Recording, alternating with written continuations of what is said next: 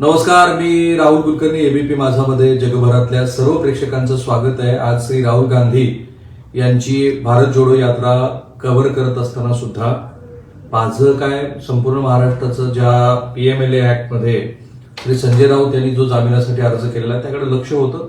आणि जे यापूर्वी घडलेलं नाहीये की पीएमएलए अंतर्गत ज्यांच्यावरती गुन्हे दाखल झालेत ते साधारणपणे किमान 18 महिने ते 2 वर्ष 2.5 वर्ष हे कोठडीमध्ये राहिलेले आहेत, त्यांना जामीन मिळाला नाही. असा आजपर्यंतचा अनुभव असताना श्री संजय राऊत यांना मात्र जामीन मिळाला.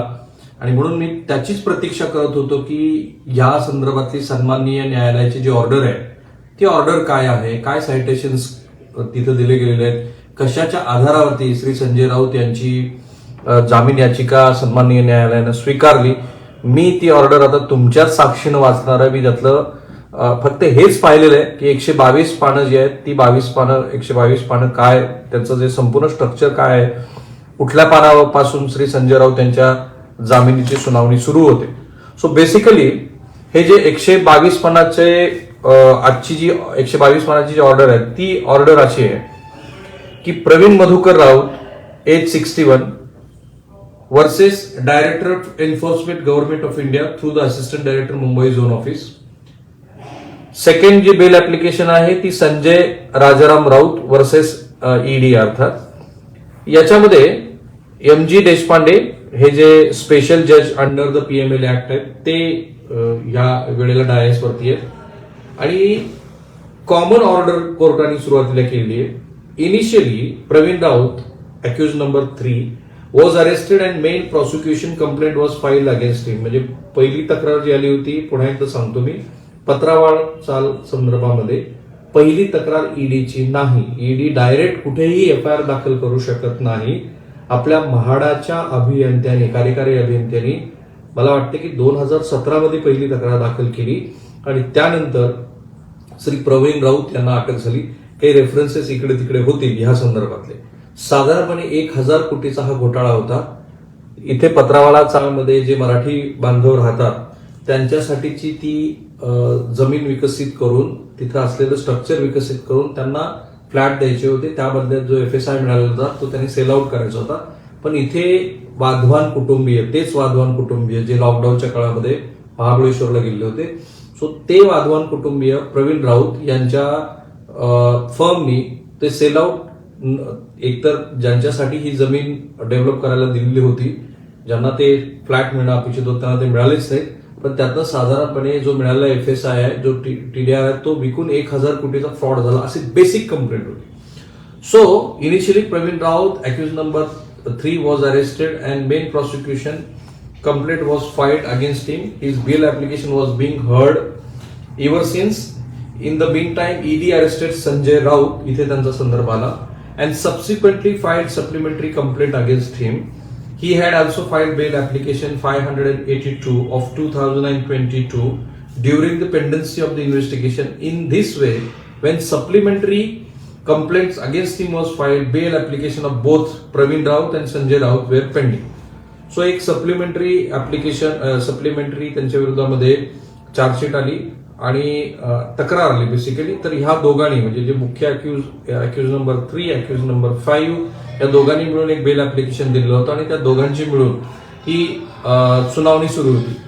Basic case of director of enforcement for short ED in both IE main and supplementary complaints is that Praveen Raut, मुळात तक्रार काय, was the director of GACPL who was responsible for selling free cell component generated proceeds of crime, in short POC of 95 crore, 100 crore, 112 crore and subsequently laundered it.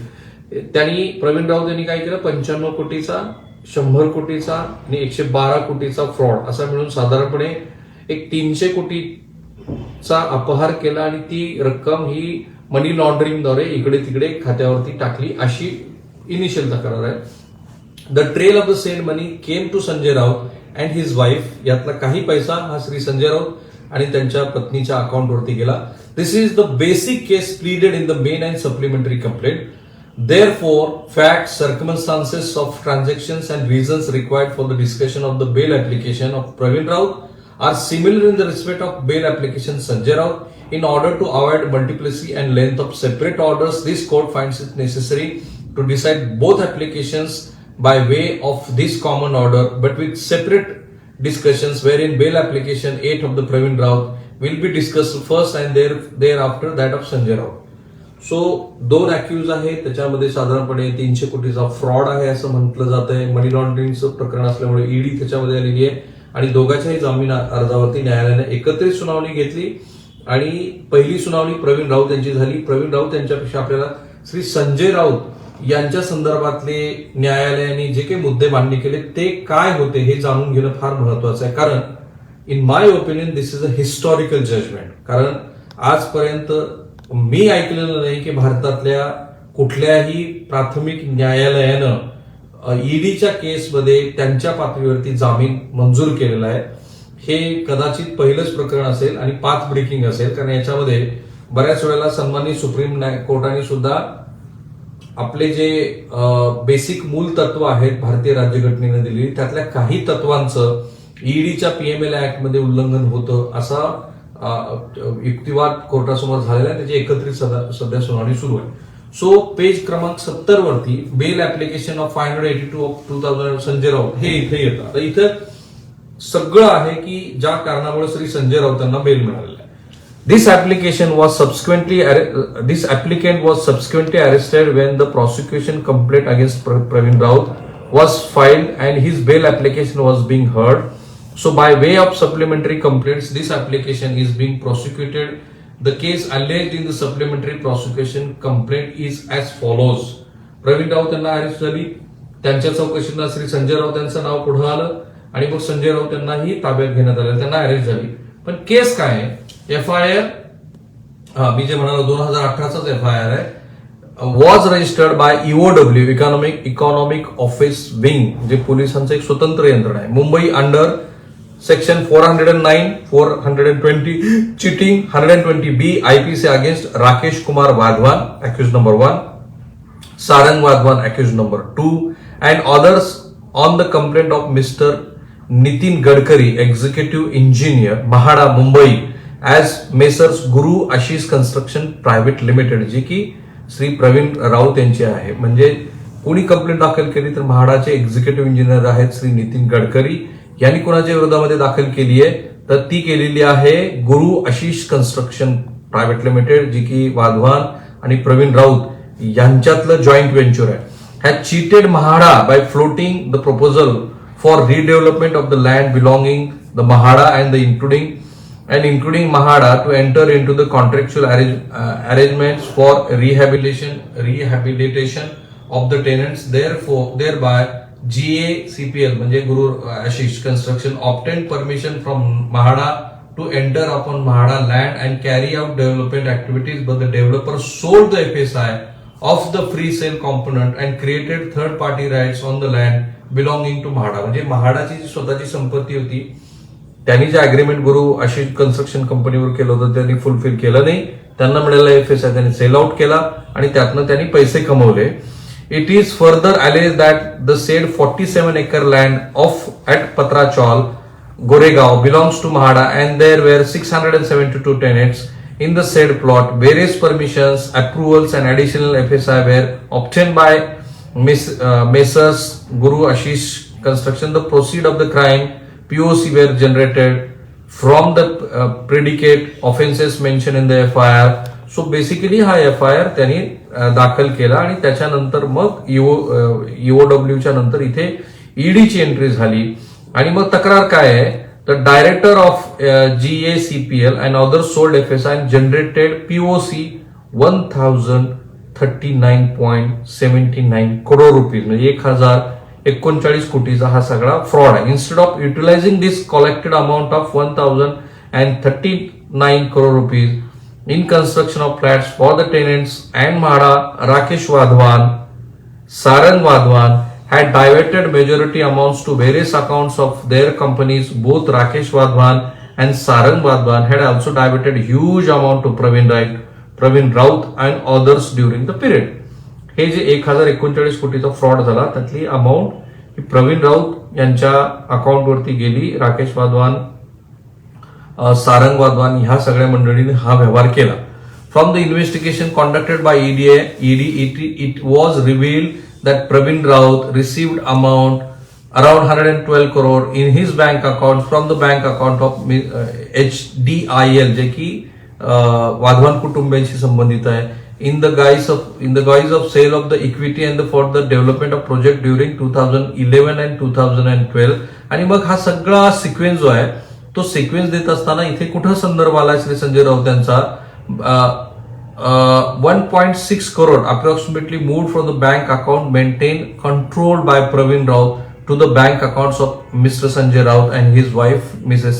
Varsha Raut as follows. आणि मग कोर्टाने आपल्या याच्यामध्ये जे investigation ऑफिसनी already त्यांना सांगितलेलं आहे ते सगळे संदर्भ याच्यामध्ये दिलेले आहेत. मग राकेश वाधवान, सारंग वाधवान यांनी या सगळ्या प्रोसेसमध्ये काय केलं तर बेसिकली 1 कोटी काही रक्कम ही श्री संजय राऊत यांच्या खात्यावरती कुठून आली तर वाधवान कुटुंबियातल्या सदस्यांनी प्रवीण राऊत यांच्याकडे ते पैसे पाठवले जे साधारणतः 300 कोटी आहेत आणि त्यातली काही रक्कम ही श्री संजय राऊत यांच्या खात्यावरती आली. आणि मग brief summary of investigation alleged in the paragraph 10 of the supplementary complaint, म्हणजे ईडीने एक सप्लिमेंटरी कंप्लेंट दिली. 672 tenants relating to Patra Chawl projects were to receive rent till they get the possession of the flats constructed by the developers and accordingly got the same till 2016-17, but thereafter developers stopped paying the rent. Many tenants opted to settle their dues by selling their tenants as they were not ready to wait. Rakesh Kumar Vadwan, Sarang Vadwan and Praveen Raut, Sanjay Raut conspired and indulged in the offense of the money. ह्या सगळ्या redevelopment प्रोसेसमध्ये ज्यांच्या जागा redevelopment केली गेली त्यांचं नुकसान होऊ नये, त्यांना काही भाडं द्यायचं होतं पण ते भाडं मध्येच थांबवलं गेलं आणि त्यांनी मग घाबरून जाऊन किंवा तेवढे त्यांच्याकडे आर्थिक क्षमता नव्हती म्हणून त्यांनी सेटल केले हे सगळे. आणि ह्याच्यामध्ये प्रवीण राऊत, वाधवान कुटुंबीय आणि श्री संजय राऊत यांचा संबंध आहे अशा पद्धतीची ही सप्लिमेंटरी आली तक्रार. याच्यामध्ये एक इंटरेस्टिंग गोष्ट आली ज्याचा अंगुली निर्देश श्री शरद पवार यांच्याकडे करण्यात आला, तेही आजच्या बेल ऍप्लिकेशन मध्ये मेन्शन केलं का तो इन्व्हेस्टिगेशनचा पार्ट आहे. On 12/8/2006 the then Union Agriculture Minister had desired a discussion at YB Chavan Center regarding redevelopment scheme for Siddharth Nagar EWS row houses / tenants at Goregaon. Secretary Housing and Chief Office Board participated in the said discussion. Sanjay Raut and Mr. Thakkar were present in the meeting. Besides that, Sanjay Raut also participated the chamber meeting called by the then Chief Minister of Maharashtra on this project, which was held on 3rd 2007. Thereafter, shareholders pattern and structure of Messrs. GACPL was changed by exit by earlier shareholders and entry of the Praveen Raut, Rakesh Kumar Vadwan and Sarang Vadwan. So मध्येच एक development घडली 2006 साली. तेव्हाचे केंद्रीय कृषी मंत्री अर्थात श्री शरद पवार यांनी वायबीच्या ऑनलाईन मीटिंग घेतली आणि त्यानंतर अशा काही गोष्टी बदलल्या की ज्यामुळं गुरु आशिष कन्स्ट्रक्शन कंपनीतल्या काही गोष्टीमध्ये चेंज घडला. सो हे सगळं स्ट्रक्चर दिल्यानंतर मग काही गोष्टी इथे आजच्या बेल ऍप्लिकेशन मध्ये आल्या. मला इंटरेस्ट हाच आहे की याच्यामध्ये श्री संजय राऊत यांना ती बेल दिली गेलेली आहे त्याच्यात काय कोर्टाने ऑब्झर्वेशन नोंदवले. कोर्ट पुढे असं म्हणतं, मी थोडंसं जम्प पण करतो. Sanjay Raut hence the played crucial role in granting the same. He introduce Pravin Raut as his front in GACPL, म्हणजे संजय राऊत यांच्यासाठी प्रवीण राऊत हे काम करत होते. At 25% share without any investment. Praveen Raut, old acquaintance of Sanjay Raut, was spending his money on air tickets, domestic and foreign visas of Sanjay Raut and his family. He has provided a huge amount in check to Sanjay Raut in the gram of return of investment, etc., etc. He has also provided huge unaccounted cash to Sanjay Raut, which was siphoned off from the Patra Chawl project. So Sanjay Raut यांची वैयक्तिक परदेशवारी असेल, कुटुंबाची परदेशवारी असेल, ह्याच्यासाठी श्री प्रवीण राऊत यांनी पैसे खर्च केले. एवढंच नाही तर त्यांना अनअकाउंटेड अशी कॅश देण्यात आली असा ह्याच्यामध्ये आरोप होता. आणि ज्या वेळेला अशा पद्धतीचे मनी ट्रान्झॅक्शन होतात त्याच वेळेला ईडीची चौकशी सुरू होते, कारण मग ह्याच्यामध्ये अशा काही गोष्टी घडलेल्या असतात की ज्याचे मनी ट्रेल चेक करणं आवश्यक आहे. आता ग्राउंड्स फॉर क्लेमिंग बेल यांच्या वतीनं काय ग्राउंड्स करण्यात आलेले आहेत. द ऍप्लिकेंट म्हणजे संजय राऊत यांनी काय दावा केला. द ऍप्लिकेंट म्हणजे Shri Sanjay Raut is nowhere connected to Guru Ashish construction company और HDIL म्हणजे जे काही श्री वाधवान यांच्या संबंधात आहे किंवा पत्राव छाप. यात संजय राऊत यांचा पहिलाच मुद्दा आहे की मी याच्याशी कुठल्याही गोष्टीशी मी संबंधित नाहीये. He is a member of parliament Rajya Sabha for more than 18 years and senior leader of Shiv Sena party and also hold a diplomatic passport. शिवसेनेचे वरिष्ठ नेते वगैरे. He is a executive editor of newspaper Saamana which is a mouthpiece of Shiv Sena party and such is a well respected person having a deep roots in the society. त्याने सामाजिक प्रतिष्ठा असलेले आणि दैनिक सामना सारख्या दैनिकाचे ते संपादक आहे. The present case is perfect example of abuse of power and political vendetta and he is a victimized to forcibly crush the opposition faced by the ruling party. मुख्य त्यांचा दावा असा आहे की श्री संजय राऊत हे एका राजकीय पक्षाचे नेते, खासदार आणि सामना ह्या दैनिकांचे संपादक असल्यामुळे त्यांच्या विरोधामध्ये राजकीय हेतूनं अशा पद्धतीची कारवाई करण्यात आलेली आहे. Existence of the tripartite agreement so and so is admitted facts whereby GACPL was authorized to redevelop so and so. If the it is an admitted fact that Mr. Pravin Raut on 2011 had applied a Mahada seeking a permission to sell the free sale component to the raised funds for the completing the said project. मग अशा पद्धतीनं त्यांचं जे bell वरचा जो मुद्दा आहे, त्यांचे जे आर्ग्युमेंट्स होती श्री संजय राऊत यांची, ही त्यांनी अशा पद्धतीनं काय काय घडलेलं आहे हे त्यांनी सांगण्याचा प्रयत्न केलेला आहे.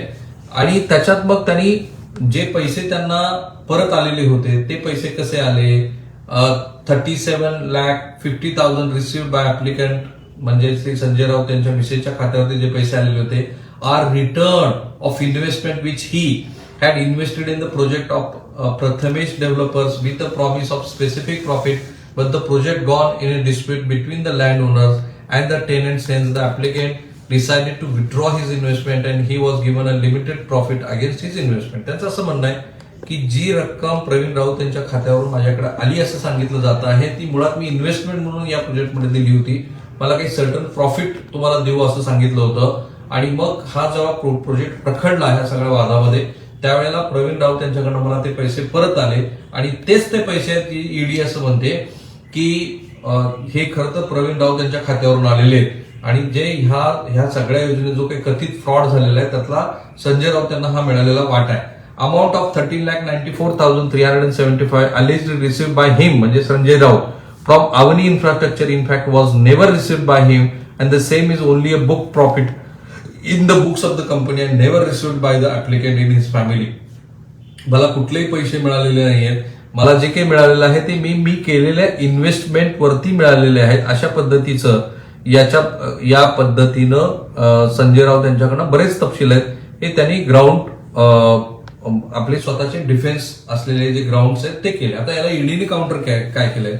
दिस bail application was filed when the supplementary prosecution complaints against him म्हणजे Sanjay Raut was awaiting Ashok Mundargi, after receiving supplementary prosecution complaint, opted not to take additional grounds but answer and rebut various new allegations made in the supplementary PC by way of argument, written submission related to argument as per the pursuit. I carefully examined this argument. आणि मग कोर्टाने याच्यामध्ये जी काही दोन्ही बाजूची जी argument आहे ती argument ऐकल्यानंतर कोर्ट काय म्हणतं आहे बघूया. Considering the long battle of civil litigations, there is a complete absence of fraudulent or dishonest intention of Pravin Raut in cheating Mahada and the society of 672 occupants. It is also held that the facts and circumstances of the transaction of the contemporary period 2007 to 2011 nowhere indicated that Pravin Raut undertook the said task to generate POC by indulging an activity relating to the scheduled offenses of Pravin राऊतची यातली काय भूमिका ही कोर्टाने आधी clear केलेलं आहे स्वतःला. It is also prima facie held how ED itself contended in ECIR in 2019 that accused number 3 received 95 crore through HTIL out of outstanding illegal loan of 6,117.93 crore raised by the Rakesh and Sarang from PMC Bank. ईडीनी स्वतःच सांगितलंय 2009च्या त्यांच्या 2019 chargesheet मध्ये की outstanding amount जी होती, कारण या वाधवान कुटुंबियांचं अजून एक प्रकरण आहे ते पीएमसी बँकेशी निगडीत आहे, त्यातले काही पैसे हे यातलेच काही रक्कम जी 95 कोटी रुपये होती ती प्रवीण राऊत यांच्या अकाउंटवरती गेलेली आहे. Accused number 3 is neither generator of 95 crore POC nor recipient thereof, and that the self-contradictory rather than self-destructive stand taken by ED as such itself prima facie established as such. म्हणजे सीडीनी काय केलेलं आहे की स्वतःच सांगितलं की वाधवान यांच्याकडचं जे आउटस्टँडिंग अमाऊंट होती त्यातनं पैसे प्रवीण राऊत यांनी घेतली, ना की पत्रावाळा चाळ या प्रकरणातल्या फ्रॉड केसमध्ये घेतलेली आहे. आणि इथे स्वतःलाच ईडी कॉन्ट्राडिक्ट करती आहे.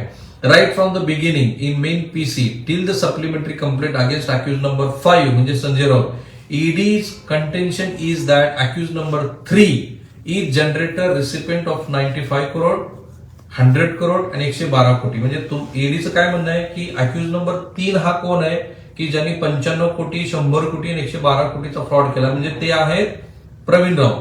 From the amount 1 crore 6 lakh 44,375 and 3 crore 27 lakh 85,475 crore. हे मुख्य याच्यामध्ये तुम्ही काय म्हटलं की संजय राऊत यांच्याकडे 1 कोटी रुपये गेलेले आहेत. सप्लिमेंटरी तक्रारी तुम्ही म्हणताय की 3.25 कोटी गेलेले आहेत. In this way accused number 5 became recipient of the above mention amount which is dramatic persona whereby Praveen Rao, who was basically alleged as one of the main accused, became the front man of Sanjay Rao, whereas Sanjay Raut became one of the accused who did all what that has alleged in the supplementary complaint by keeping himself behind the curtain. तुम्ही काय म्हणताय, मुख्य याच्यामध्ये म्हणताय की प्रवीण राऊत आरोपी आहे, दुसऱ्या केसमध्ये म्हणताय की श्री संजय राऊत हे मुख्य आरोपी आहेत आणि त्यांचा फ्रंटमन म्हणून प्रवीण राऊत काम करत होता. म्हणजे पहिल्या मूळ तक्रारमध्ये 2019 ला काय म्हणताय तुम्ही की प्रवीण राऊतने हे सगळं घडवलं. आत्ताच्या सप्लिमेंटरी केसमध्ये तुम्ही काय म्हणताय, नाही हे प्रवीण राऊतनी नाही घडवलेलं, तर हे संजय राऊतनी घडवलेलं आहे. प्रवीण राऊत हा त्यांचा फ्रंटमन म्हणून काम करत होता. In the aforesaid background and for the detail reasons in the respect of the bail application of Pravin Raut, basically Sanjay Raut is entitled to get bail without a word further discussion. आणि आमचं असं मत आहे की त्यामुळे श्री संजय राऊत हे यांना जामीन मिळायचा पूर्ण अधिकार आहे. It is because there are no POC nor Praveen Raut had any role in generating POC and laundering the same. म्हणजे प्रवीण राऊतच्याही या गुन्ह्यातल्या सहभागाबद्दल आता कोर्टाला प्रश्नचिन्ह वाटतंय. Nor he म्हणजे Pravin Raut had indulged into any criminal activity relating to scheduled offense in order to attract 420, 120B IPC predicate offenses and 3 of the PMS Act. On this count itself, it is a prima facie glaringly evident that the applicant 5 was neither arrested for any activity relating to scheduled offense nor involved in any process of generating POC. Sanjay Raut यांची तर या सगळ्या प्रकरणामध्ये कुठे आम्हाला भूमिकाच दिसत नाही. Placing, layering and integrating thereof all the reasons exhaustively discussed in the bail order of Praveen Raut are applicable to the case of Sanjay Raut. Failure of ED, हे ईडीचं फेल्युअर न्यायालय सांगतंय to prima facie bring the case of Sanjay Raut under the stringent twin conditions, ज्या त्या 2 अटीची पूर्तता केल्याशिवाय ज्यात जामीन मिळत नाही, automatically benefits his case. In this way I am of the firm opinion that Sanjay Raut is entitled to release on various contentions raised in the main PC against Praveen Raut. One of them is 95 crore POC generated by Rakesh, Sarang and HDIL of illegal loan from the PMC Bank. याच्यामध्ये संजय राऊत यांनी जे काही केलेलं आहे याचा जो मुख्य आरोप प्रवीण राऊत यांच्यावरती आहे, त्या प्रवीण राऊत यांच्याच इन्व्हॉल्वमेंट बद्दल कोर्टाचं बिलकुल समाधान झालेलं नाही. जो main Praveen Raut accused number 3 आहे त्यांचीच भूमिका ईडीला इथे एस्टॅब्लिश करता आलेली नसल्यामुळं संजय राऊत यांची तर भूमिकाच इथे कुठे एस्टॅब्लिश होत नाही असं कोर्ट म्हणते. आणि मग फायनल आपण कोर्टाच्या ऑर्डरकडे जातोय. Supplementary complaints came with specific allegation that not Pravin Raut but Sanjay Raut is the main person behind the project and the Pravin Raut was his frontman. It is Sanjay Raut behind the curtain who was doing everything and received 1,644,375 जे की तुमच्या मुख्य तक्रारीमध्ये आहे आणि 3,27,85,475 as the supplementary complaint POC. Not only this but he Sanjay Raut is now made wholly responsible in generating POC and laundering the same by transposing Praveen Raut as a secondary person. Gist of allegations is supplementary complaint is follows. आणि मग त्यांनी सगळं सांगितलं की याच्यामध्ये काय काय काय काय काय काय घडलं आणि तुम्ही हे आम्हाला सांगताय की याच्यामध्ये संजय राऊत यांचे फ्रंटमॅन म्हणून हे प्रवीण राऊत काम करत होते. पण याच्यामध्ये आम्हाला असं दिसत नाहीये की दोघांचाही रोल तशा अर्थाने काही सिद्ध होतोय. Careful examination of the whole documents and statement it is prima facie evident that except Chandan Kelekar, who is not in a government officer but allegedly participated in those meetings, states about the same with minutes detail. Out of this photographic memory, ED has not recorded statement of Mahada and government officers present in the same meeting. T. Chandrasekhar, VP, Chief Officer, Legal Advisor. No official record which is bound to be preserved by the office of the Chief Minister. ही जी कथित meeting झाली श्री शरद पवार यांच्या संदर्भातली त्याच्यामध्ये कुठेही आम्हाला असं दिसत नाही की याच्यामध्ये ज्या गव्हर्नमेंटच्या ऑफिसर्सचे तुम्हाला घ्यायला पाहिजे होते ते तुम्ही कुठे घेतलेत. आणि मग कोर्ट फायनली असं म्हणतंय bail application and bail application 582 of 2022 are allowed. Praveen Raut and Sanjay Raut be released on bail of PMLA special case of 2 lakh रुपयाची त्यांनी अश्युरिटी जी बॉन्ड द्यायचा आहे. Both accused shall undertake not to pressurize any of the prosecution witnesses and not to indulge in any activity determined to the interest of this case of ED. Both accused shall undertake that they will not skip the important dates relating to important stages in the trial, framing of charges, recording of evidence, etc., etc. Both accused Praveen and Sanjay Raut shall not leave India without prior permission of the court. Both accused are permitted to release on provisional cash. म्हणजे इतक्या डिटेलमध्ये कोर्टाने आज order केलेली आहे. त्याच्यामध्ये मुख्यत्वे त्यांचं असं म्हणणं आहे की ईडीला ह्या सगळ्या केसेसमध्ये जे काही त्यांनी सिद्ध करायला हवं होतं ते सिद्ध केलेलं नाही. कन्क्लुजन काय कोर्टाचं, after hearing both sides at length on going through the details return submission and rejoinders this court reached at the following conclusion. हे फार महत्वाचं आहे. Extreme and exceptional power of effecting arrest with oft to have been used very, very sparingly has been used by the ED investigation officers under section 19 of the PML Act is abhinato illegal. तुम्ही जी काही याच्यामध्ये कारवाई केलेली आहे तीच illegal आहे arrest करण्याची. Hence on this count along the questions of attracting rigors of stringent twin conditions under त्याच्यात एक ट्विन कंडिशनची आठ आहे ज्या प्रेक्षकांना इंटरेस्ट आहे त्यांनी ती जाऊन बघावी. 45 of the PML Act does not arise and both accused cannot be detained in the judicial custody henceforth for the same. ज्या ट्विन कंडिशन्स PML Act मध्ये जामीन मिळवण्यासाठी असतात त्याची इथे आम्हाला गरजच वाटत नाही की ह्या इथे अटी सुद्धा लागू होतात. Simply labelling pure civil dispute with money laundering or an economic offense itself cannot automatically acquire such status and ultimately drag an innocent person in the miserable situations in the guise of arrest under section 19. म्हणजे कोर्टाचं तर असं मत झालंय की पत्रावाळा चाल जे प्रकरण आहे ते पूर्णपणे सिव्हिल मॅटर आहे. याच्यामध्ये कुठेही क्रिमिनल गोष्टी घडलेल्या नाही आहेत आणि तसं एखादं प्रकरण असताना तुम्ही डायरेक्ट त्याच्यावरती क्रिमिनल प्रोसिडिंग करून इनोसेंट लोकांना कसं काय अरेस्ट करता असं कोर्टाचं कन्क्लुजन आहे. From the records materials and detailed discussions made above, it is clear how Praveen Raut is arrested for a pure civil litigation, whereas Sanjay Raut for no reason. It's very important. म्हणजे कोर्टाने सरळ सरळ सांगितलं की प्रवीण राऊत यांची तर arrest civil matter साठी आहे पण संजय राऊतांना तर कारणाशिवाय तुम्ही अटक केलेली आहे. म्हणून मी म्हटलं की this is a historic judgment. This truth is glaring. The court is under legal obligations and duty to find out truth even at the stage of bail. The Honorable Supreme Court time and again laid down. Truth is guided star. Criminal trials or voyage of discovery of truth. The truth alone trumps, and every endeavor has to be made by the court to discover the truth and make justice. Even otherwise, the twin conditions cast such an important duty on the court to have a thorough examination and assessment at the stage of the bail without making any mini trial. कोर्टाचं असं म्हणणं आहे आणि म्हणून म्हटले देशाच्या कुठल्याही न्यायालयाच्या दृष्टीनं ही आजची श्री देशपांडे यांची जी ऑर्डर ती फार महत्वाची ठरणार आहे.